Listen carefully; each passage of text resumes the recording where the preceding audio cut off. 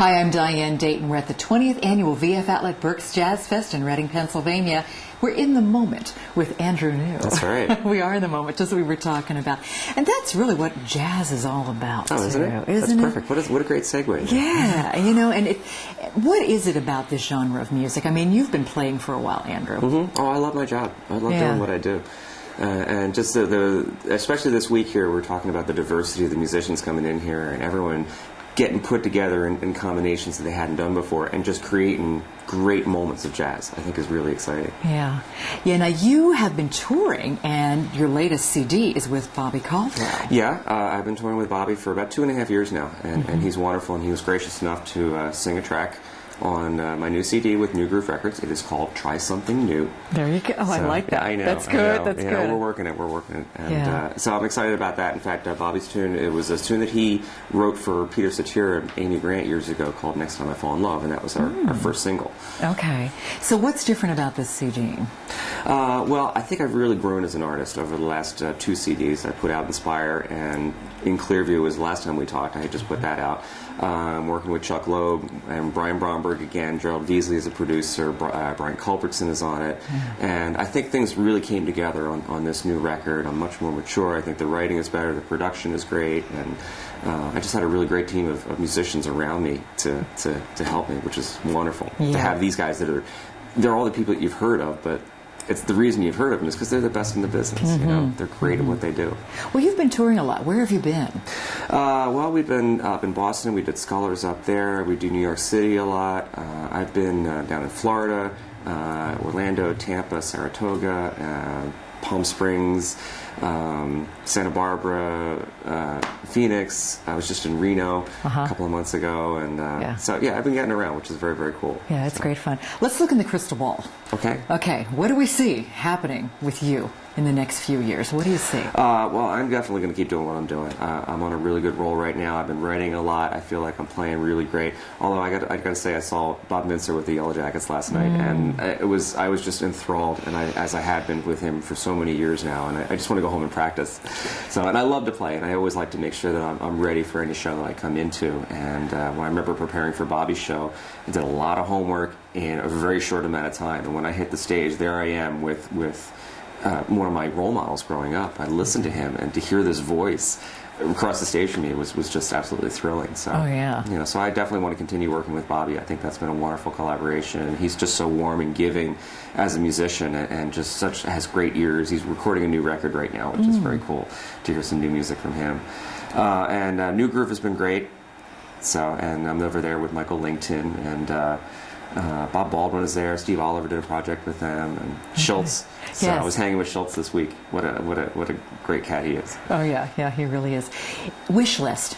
If you could look down the road, who would you like to do a project with or perform with?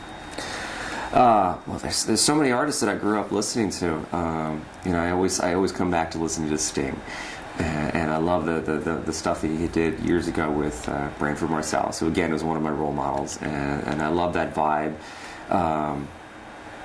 Melody Gardot is a wonderful singer. She's actually from Philadelphia and has such a great vibe about her, and she's writing great tunes and something really organic about it that's really nice. So it's funny, there's a vocalist I'm thinking of, but Rick Braun and I, every time we play together, always works really great. I think we really connect, and I'd love to do a project with Rick. Yeah. How old were you again when you started playing? Well, I started like a lot of kids, back in 4th grade. I was a clarinet player. Okay. And decided I wanted to play in the jazz band. I was excited about that, and started taking saxophone lessons around middle school, I guess. And so I've been doing that for a long time. So. And it just clicked, didn't it? I think so. Yeah. I mean, I came from my big brother's a trumpet player.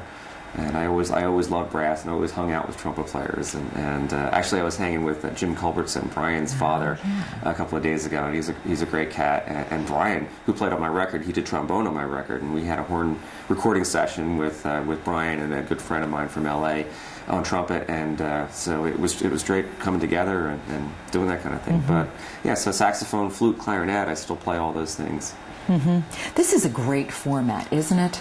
Because you can bring in so many different elements. Oh, yeah. And it's so open to this evolution that it's going through right now. It's an interesting time right now, and I think an exciting time, because I think so many artists are able to bring in a lot of their backgrounds, whether it's in Latin music or funk and R&B, and world music, and just unusual instruments. I was talking to a cat that plays violin and guitar. He's trying to bring them together. And I think that kind of marriage of these different kinds of instruments and styles, I think, is something that contemporary or smooth or soul, groove jazz, whatever you're calling it now, I think can really be a part of that. What's important to you, Andrew?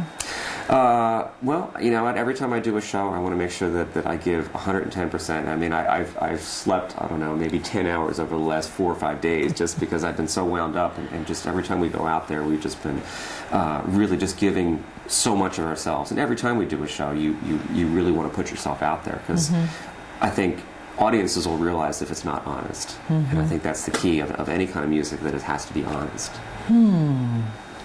Define honest. There's a lot of people, I think, that try and do something that they think just for the reason because other people might like it.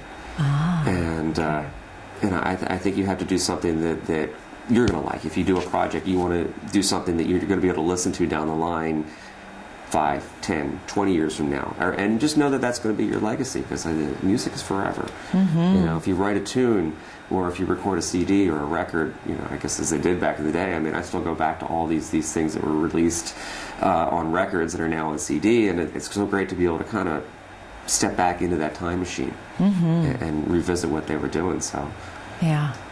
And to do what you do, you love performing. Oh, yeah.